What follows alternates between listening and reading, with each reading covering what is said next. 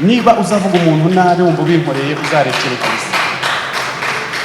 Ni nayo mpamvu ibi bintu ushobora kubimvugaho, ushobora kongereranya na runaka, ariko mu gitondo mubyutse nkabona niwe byagizeho ingaruka, ni ukuri ku mutima wanjye nanjye numva mbabaye.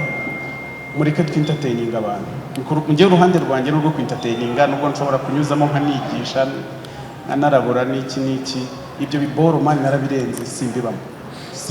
Ni nayo mpamvu ubona nsigaye mbireba nkaba nanagiye ku ruhande nk'abana abasaza babishyize ku rwego bitariho kabisa. Dukwiye gukundana, dukwiye kubikorana. Wenda sinanaburamo akantu ko kwijajara, ariko hari aho tutarenga. Turi abantu, turi bakuru. Kungereranya na runaka nta kintu na kimwe bintu nkwaye, kuko ntibimbuza kujya muri studio ngakora akazi kanjye bugacya nkanahembwa. Ariko ko mwari kuzampromotinga bakaba bari kubafunga buri munsi, murumva nanjye mutari ku nkombe. Ni nacyo nashaka kubabwira ko aho ni happy, aho ngiye simari kabisa. Ababikompara ariko banabyimenyere, banabyikumanire, sinshaka no kumenya kabisa. Murakoze.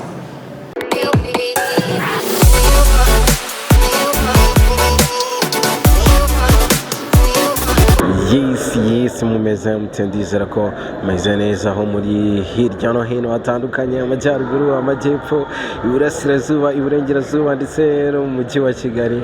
Ndizera ko meze fresh cyane, mumeze neza aho muri hatandukanye. Nkuko mubibona aha ngaha turi muri press conference ya Bruce Melody, akaba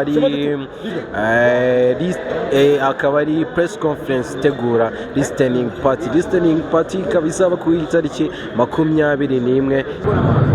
Bruce Melody umeze neza? Ntari amakuru ni fresh time. Bruce Melody uri mu bahanzi bagize amahirwe cyangwa se bakoze iyo bwaguga bazenguruka ibihugu byinshi bitandukanye byo ku isi, mu Burayi, muri Afurika, ndetse hari n'ibindi bitaramo muri gutegura muri Afurika bitandukanye, no muri Kenya baragutumiye. Bruce Melody ni iki wize ko usibye kuba warajyanye umuziki nyarwanda, usibye kuba waragiye nka Bruce Melody, wumva isi ivuga iki ku Rwanda? Ese ikindi kintu wungutse wumva bavuga ku Rwanda ni iki? Ese ikintu wadusangiza wabazengurutse umuntu ashobora kumva akavuga ati u Rwanda, cyangwa umuhanzi wenda uri hasi ikintu yakora n'izo connection waba warahuye nazo zivuga ku Rwanda, yakora gute kugira ngo izo connection aba yahura nazo nk'umuhanzi wenda utari wowe wabashije kuzigeraho? Icyambere kugenda ni byiza kuri buri muntu, kuko baca umugani mu Kinyarwanda ko akanyoni katagurutse katamenya iyo bweze.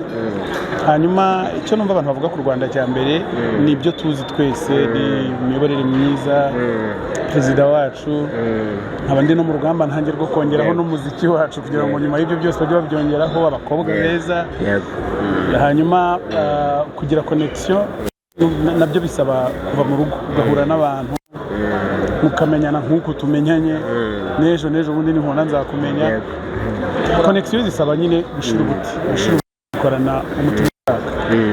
Bruce Melody, kuri album yawe bakomeje kuvuga ko hariho umunyarwanda umwe tunazi nk'umuraperi, kandi wagiye ukorana n'abaraperi benshi.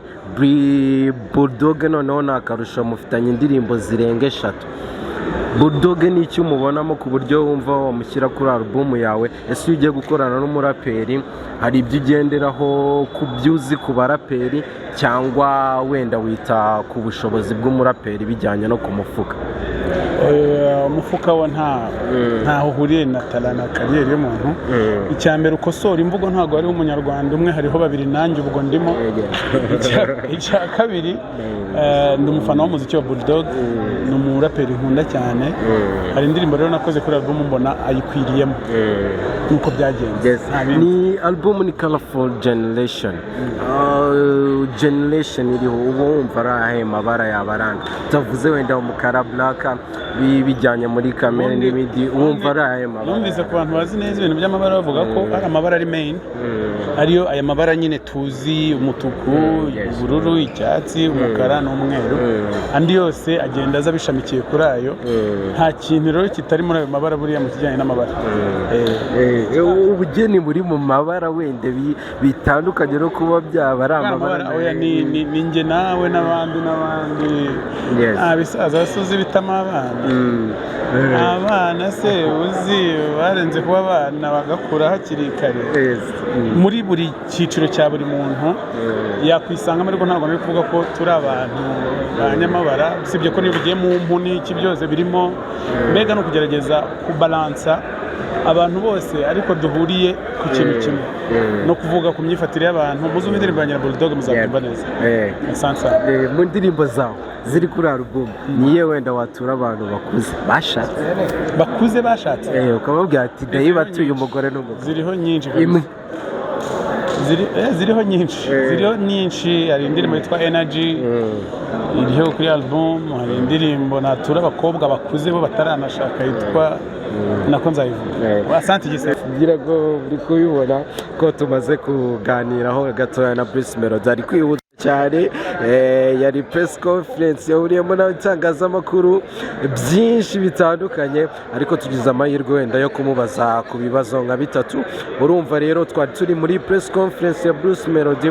Ni press conference ubona ko yagenze neza kandi ifite umuteguro. Bruce Melody ukabona ko ari umuhanzi umaze kugera ku yindi level kabisa, ku rwego ruri hejuru. Tugomba kumuha natwe amaboko yacu. Reka rero dukomeze dukurikirane nuko gahunda ziri bukomeze komeze kugenda zigenda hano, ariko turi cyari muri press conference ya Bruce Melody.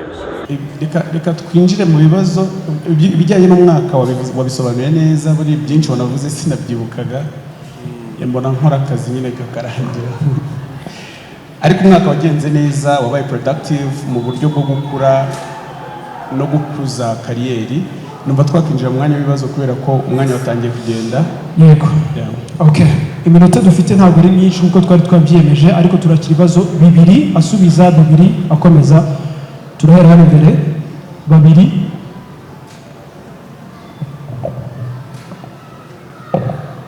Murakoze. Nitwa Janvier, ni umunyamakuru wa Inyarwanda.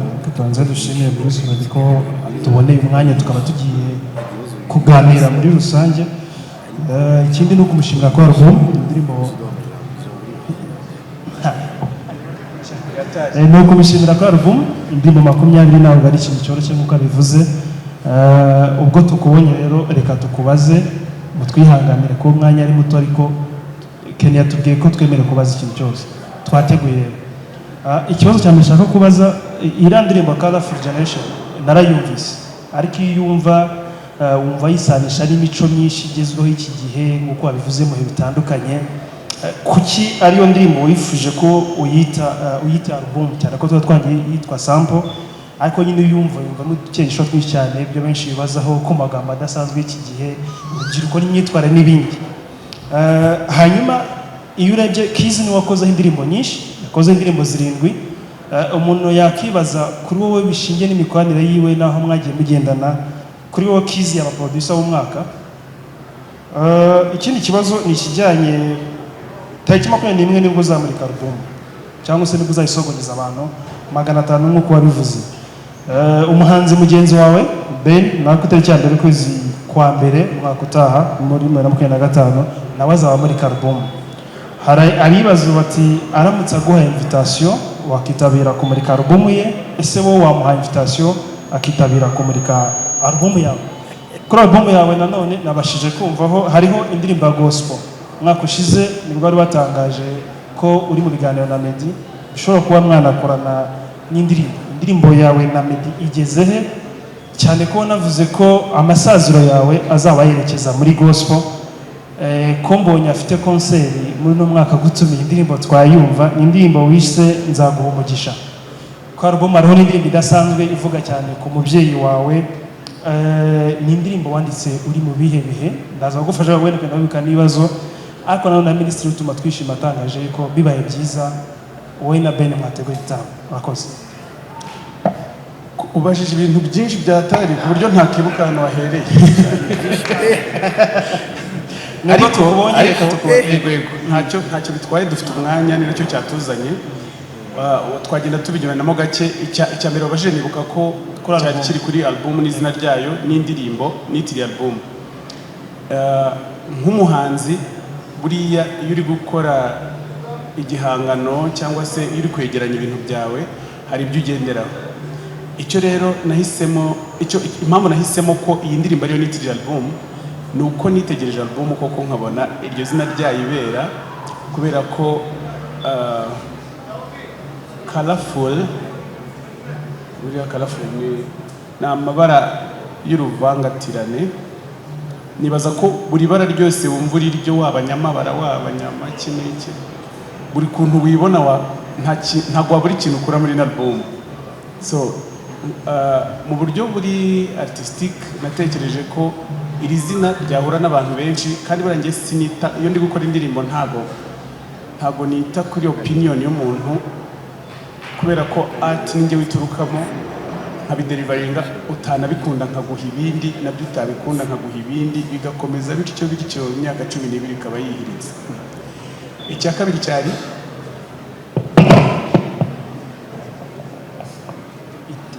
ni ibintu bijyanye na concert. Ben aramutse agutumiye wakitabira, invitation wamaze kuyibona, ese wowe wamutumira mu kumurika album yawe no 20? Antumiye nakwitabira, kubera ko ni umuhanzi mwiza kandi nanjye nkunda umuziki, nta cyambuza kuba mu muziki mu gihe mbona nk'umuhanzi. Ntawe igihe cyose ibitaramo bibaye numva nabyitabira, cyane ko bidakunda no kumbaho. Nkora nsusurutsa abantu, kugira ngo abantu bansusurutse bimbaho bigake, mbibonye n'ukuri nabijyamo. Waramutumiye wowe? Oya, ntabwo ndamutumira, cyane ko nta n'undi ndatumira. Nasohoye amatike, ntabwo ndatangira gutanga invitation. Ku cya gatatu n'ibijyanye na Kiz wakoze indirimbo ziri ku album, kuri wowe wamuha igikombe cya producer w'umwaka? Ntabwo nibona nk'umuntu uhagaze mu mwanya mwiza wo gutanga ibikombe cyangwa gutondeka abantu, gusa n'umuproducer mwiza. Ikindi ni ikijyanye na gospel. Indirimbo yawe iriho ya gospel. Arabibaza indirimbo yawe na Meddy twari twumvise ko yabihari, byo bigeze hehe? Kuki ese mbonye aragutumye muri concert ye nko muri indirimbo ya gospel twakubona? Ikijyanye n'ubutumire kuri buri muhanzi nakwitabira, kubera ko nanjye ndi umuhanzi kandi ngiye buriya nizerera mu bufatanye, cyane nta n'umuhanzi nifuza ntekereza ko icyo kintu atakizi, ko gushyira hamwe nk'abahanzi no kumvikana ari ibyahatari. Hanyuma ku ndirimbo yanjye na Meddy, umushinga twarawutangiye, ariko Meddy n'umuhanzi mukuru uri busy nawe ufite ibindi arimo. Uwo mushinga rero twawugezeho, album nyigeze kure. Ntabwo uwo mushinga uhuye na album yanjye, ntabwo indirimbo yanjye na Meddy iri kuri album, ariko uwo mushinga urahari. Tugendanye n'umwanya we n'umwanya wanjye muzayibona. Indirimbo ya gospel, kuri album hari indirimbo ya gospel. Ikintu gitangaje kuri iyo ndirimbo ni njye wayiproducinze, ni njye wayikoze. N'ikintu abantu batanzeho buriya, iyo mfashe, nigeze kuba umuproducer, banza narigiye mbivuga, ariko iyo mfashe imashini ngiye gukora indirimbo buri gihe ciduka nkoze gospel. Ciduka nkoze indirimbo y'Imana. Rero kuri album nashyizeho indirimbo y'Imana, kuko nukuye ko ari colorful generation tube turyirengagije, tugumane colorful gusa. N'abantu bakunda imiziki yo kuramya no guhimbaza cyangwa se indirimbo zaririmbiwe Imana, ntekereza ko kuri album yanjye nagombaga kugira umwanya mbagenera. Bulldog kuki ari wenyine yifashije umuraperi rukumbi kuri album ya Bulldog? Ndi umufana we.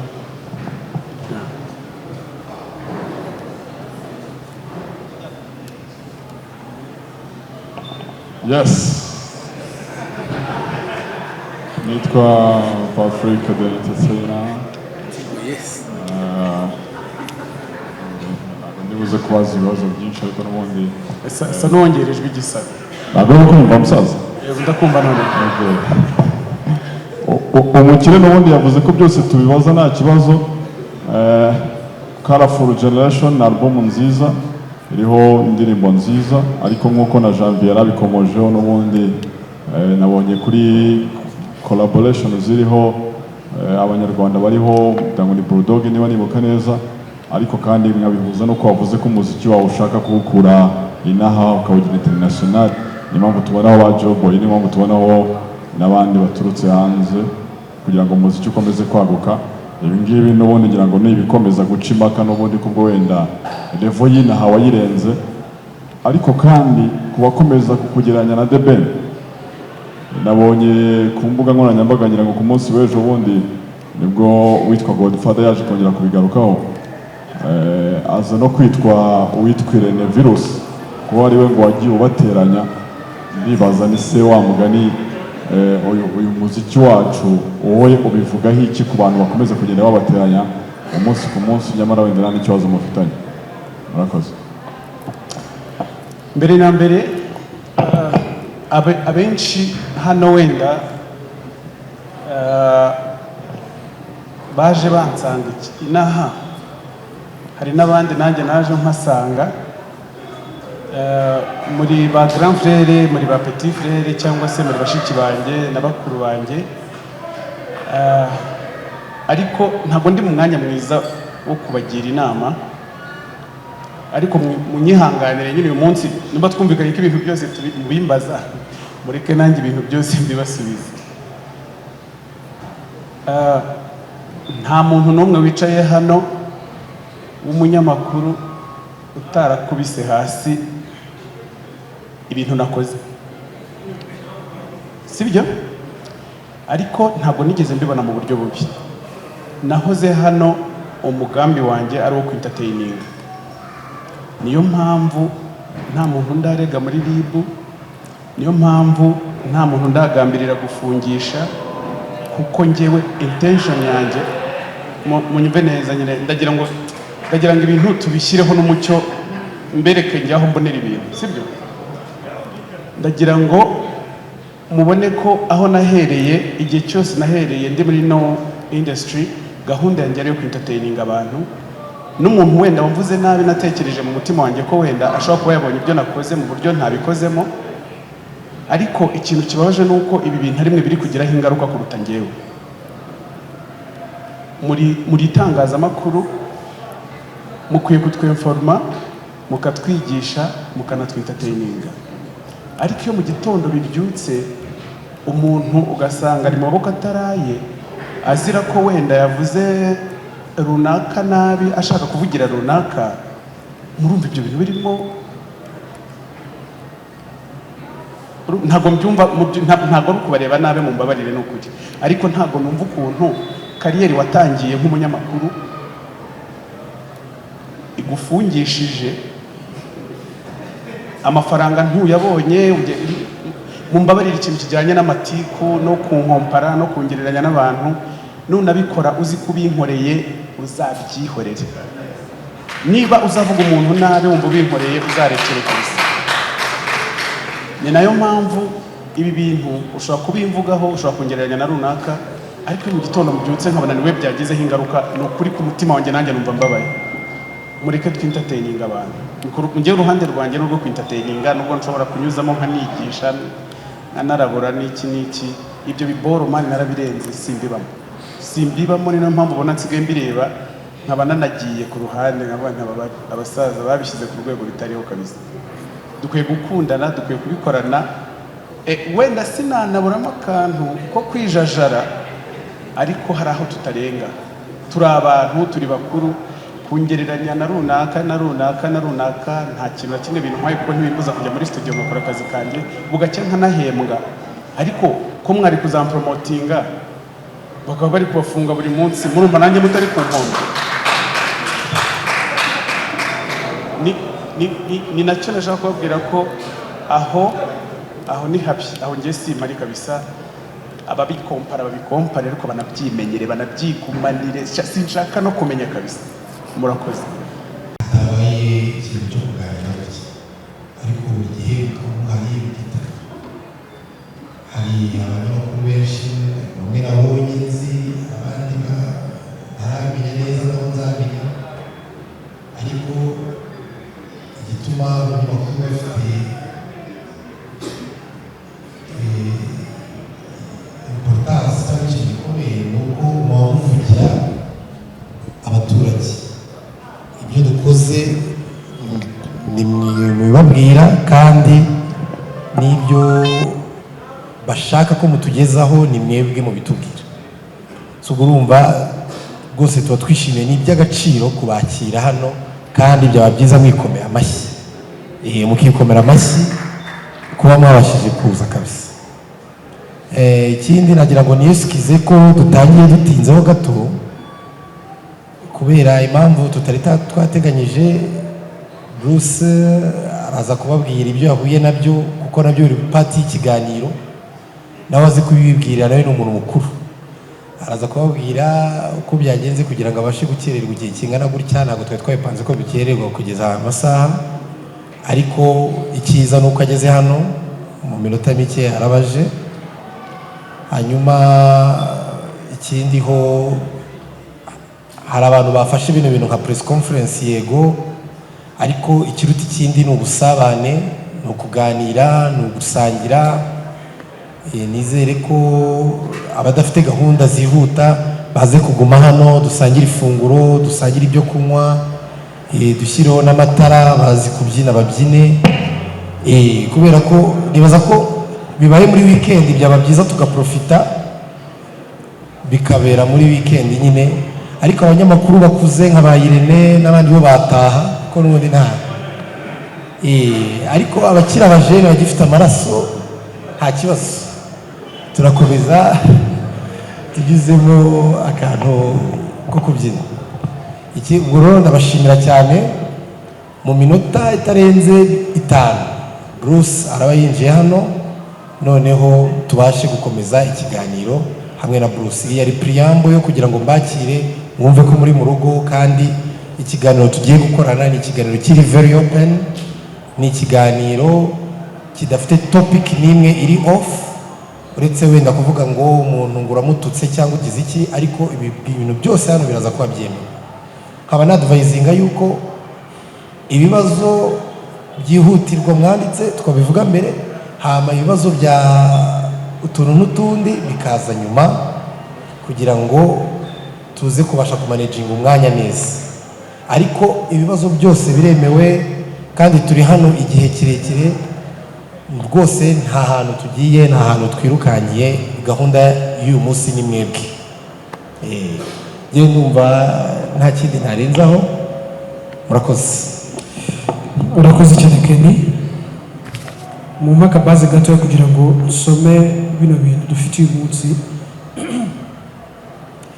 Ngiye kubaha overview y'umwaka wa Bruce Melody wa 2024 kugira ngo nimuza no kubaza wenda n'ibyo bibazo muze kubona naho mu byubakira.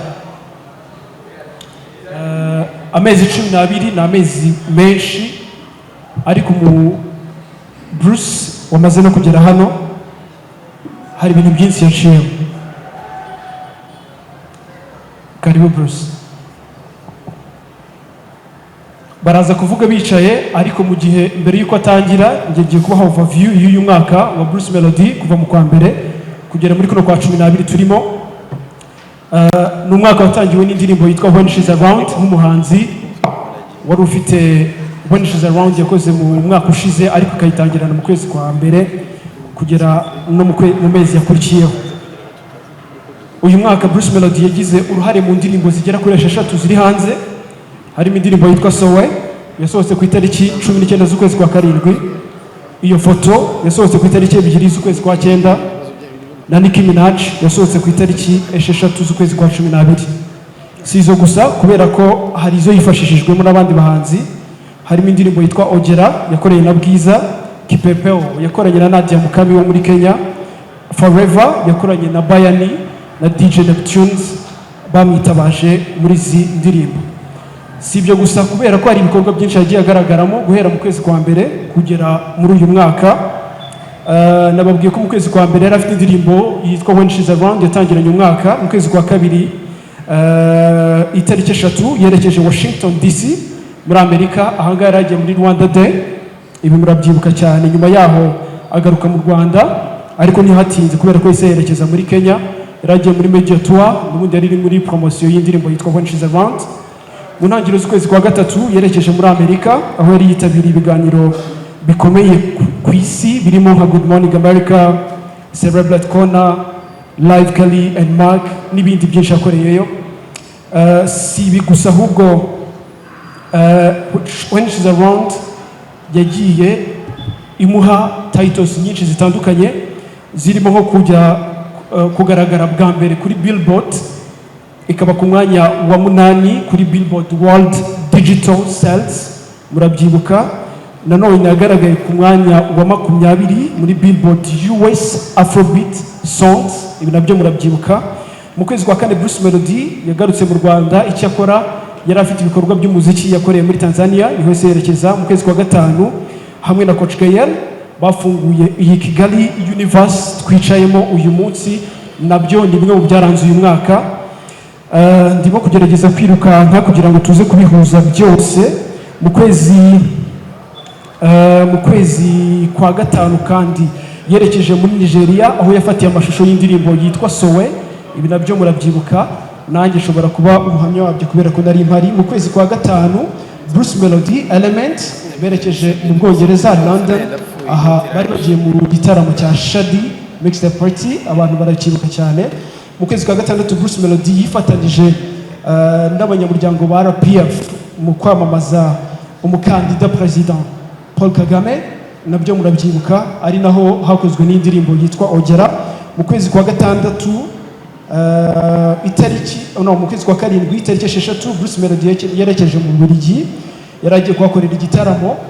Hanyuma kuva ku itariki 31 hatangiye Iwacu Muzika Festival, yarangiye ku itariki 19, byari ku itariki 31 z'ukwezi kwa 8 kugera ku itariki 19 z'ukwezi kwa 10. Muri uku kwezi kandi kwa 10 yerekeje muri Kenya, byari mu bikorwa byo kumenyekanisha indirimbo yari amaze gusohora yitwa Iyo Foto yakoranye na BNM. Hanyuma mu kwezi kwa 10 kugera tariki 9 z'ukwezi kwa 11 yerekeje muri Canada, yari ari mu bitaramo bitandukanye. Canada Tour yakorewe muri Ottawa, Montreal, Toronto na Vancouver. Hanyuma ibindi bikorwa Bruce Melody yagiye agaragaramo wenda bitari n'ibingibi twasomye, harimo igikorwa cy'uko Bruce Melody yinjiye mu bufatanyabikorwa bw'ikipe ya basketball ari UGB. Hanyuma ku itariki 16 z'ukwezi kwa 10 yakiriye ndetse anasangira abakoresha imbuga nkoranyambaga hano Kigali Universe. Hanyuma hari abahanzi benshi batandukanye yagiye yakira muri kino gihugu cy'u Rwanda, abenshi banagaragaye no kuri album yiwe, ndetse hari n'abandi wenda baje mu buryo bw'ibanga tutigeze tuvugaho, gusa abo nshobora kubabwiraho nonaha ni nka Black Diamond, BNM, Bahati Kenya banakoranye no kuri stage ya Iwacu Muzika Festival, ndetse harimo n'uwitwa Joboy. Hari abafite ibikorwa benshi twagiye dukorana, barimo UGB, barimo MTN, Primus, Tunga, Iwacu Muzika Festival, cyangwa se EAP, ndetse na Kigali Universe by'umwihariko. Hanyuma ibingibi ni bimwe mu byabaye muri uno mwaka. Mu minota mikeya twari dufite tugerageje kubicamo twihuta. Hanyuma munyemerere nakire Bruce Melody ugeze hano abasuhuze, aranababwira n'impamvu wenda yatinze, kubera ko twabivuzeho tubisimbuka, hanyuma tuze gukomeza n'ikiganiro cyacu uyu munsi. Murakoze Bruce. Murakoze. Mbere na mbere ndashaka kubiseguraho, ntabwo ariko dusanzwe dukora, murabizi ko ntakunda kwica igihe. Uyu munsi ntabwo umwanya wankundiye, ariko muri abafatanyabikorwa ba mbere ku muziki wanjye no ku muziki muri rusange, muri abantu twubaha, muri ab'agaciro, ntabwo nari nkwiriye kubatinza pe, mubimbabarire kandi murakoze.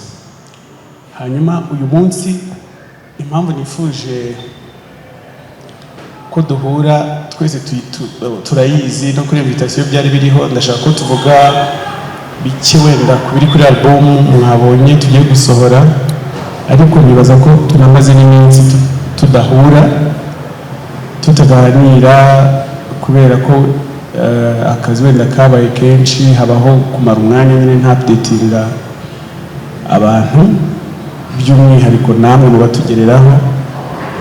Uyu rero ni umwanya mwiza wo kugira ngo ibyo dufite mu mutwe no mu mutima tubiganire.